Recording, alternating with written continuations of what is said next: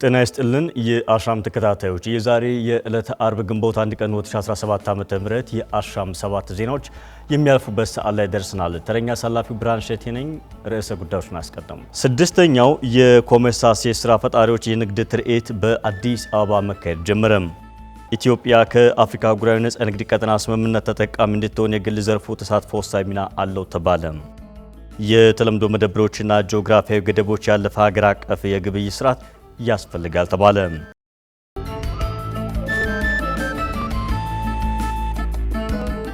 ስድስተኛው የኮሜሳ ሴት ስራ ፈጣሪዎች የንግድ ትርኢት በአዲስ አበባ መካሄድ ጀመረ።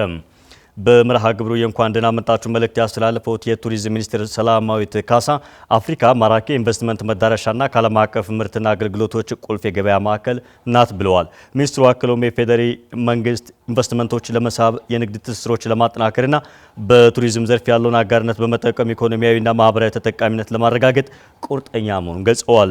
በተለይም እያደገ የመጣው የኢትዮጵያ ኮንፈረንስ ቱሪዝም ላይና ሌሎች የሆስፒታሊቲ አገልግሎቶች ላይ አፍሪካውያን ስራ ፈጣሪዎች ኢንቨስት እንዲያደርጉ መናገራቸውን አሻም ከቱሪዝም ሚኒስቴር ያገኘችው መረጃ ያመለክታል። የምስራቅና ደቡባዊ አፍሪካ የጋራ ገበያ ኮሜሳ 21 አባል ሀገራት ከ600 ሚሊዮን በላይ ህዝብ ቁጥር እንዳላቸው ይነገራል። ኢትዮጵያ ከአፍሪካ ነጻ የንግድ ቀጠና ስምምነት ተጠቃሚ እንድትሆን የግል ዘርፉ ተሳትፎ ከፍተኛ ነው ተባለ።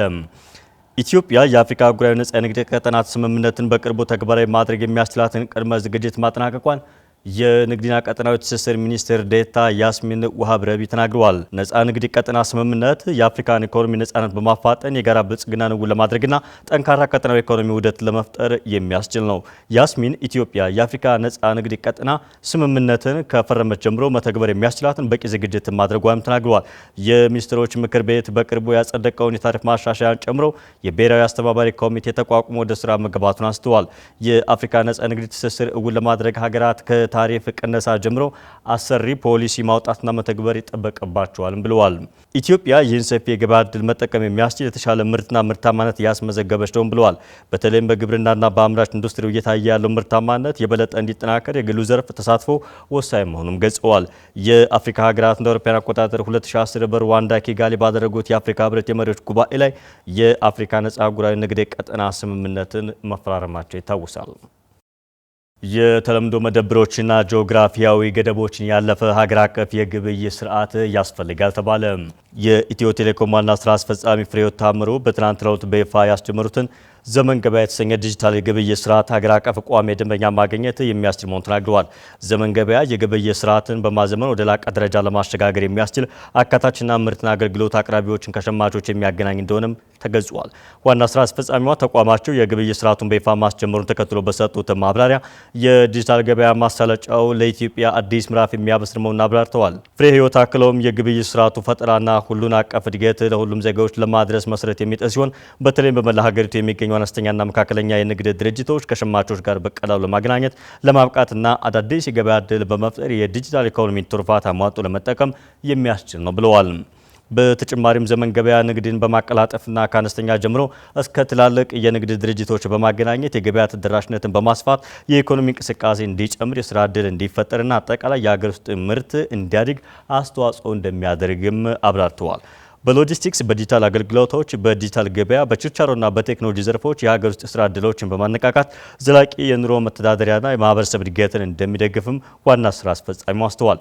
የግብይት ስርዓቱ በከተማ በከፊል ከተማና በገጠር ማህበረሰቦች ላሉ ተጠቃሚዎች ተደራሽ የሆነ አገልግሎት በማቅረብ የዲጂታል ክፍተትን በማስወገድ የዲጂታል ክህሎትን እንዲሁም በዲጂታል ኢኮኖሚ ውስጥ ተሳትፎን ማሳደግ መቻሉንም ተብሏል።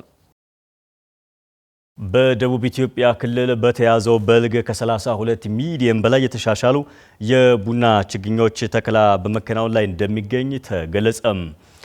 የዚህ ውጥረት አካል በክልሉ በተያዘው የበልግ ተከላ ከ32 ሚሊዮን በላይ የተሻሻሉ የቡና ችግኞች ለመትከል በማቀድ ከ37 ሚሊዮን በላይ ችግኞችን በቅድመ ዝግጅት ስራ ቀድሞ በማዘጋጀት ወደ ተከላ መግባት መቻሉን አሻም ከግብርና ሚኒስቴር ያገኘችው መረጃ ያመለክታል። በሄክታር በአማካይ እስከ 19 ኩንታል የሚሰጡ የተሻሻሉ ቡና ችግኞች ተከላው በክልሉ ቡና አብቃይ ዞኖች በጌዲዮ፣ በወላይታ፣ ጎፋና ባስኬቶ ዞኖች በይፋ የተጀመረ ሲሆን በሌሎችም ዞኖች ተጠናክሮ የሚቀጥል እንደሆነ ለማወቅ ተችሏል።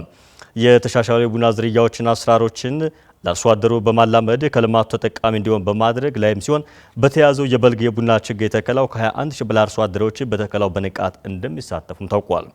ክልሉ የቡና ምርታማነትን በማሳደግ ኢኮኖሚያዊ ተጠቃሚነት ለማሳደግ በማድረግ ላይ ባለው ጥረት በበጀት ዓመቱ 34245 ቶን የታጠበና ያልታጠበ ቡና ለማዕከላዊ ገበያ ለማቅረብ አቅደው ባለፉት 9 ወራት 34193 ቶን ቡና ለማዕከላዊ ገበያ ማቅረቡን የግብርና ሚኒስቴር ገልጿል። የዛሬ ዕለተ አርብ ግንቦት 1 ቀን 2017 ዓ.ም የአሻም 7 ዜናዎች በዚህ መልኩ ተጠናቀዋል። አብራችሁን ስለነበራችሁና ስለተከታተላችሁን ከልብ እናመሰግናለን። ተረኛ አሳላፊው ብርሃን ሸት የነበርኩ። አሻም ለሁላችን።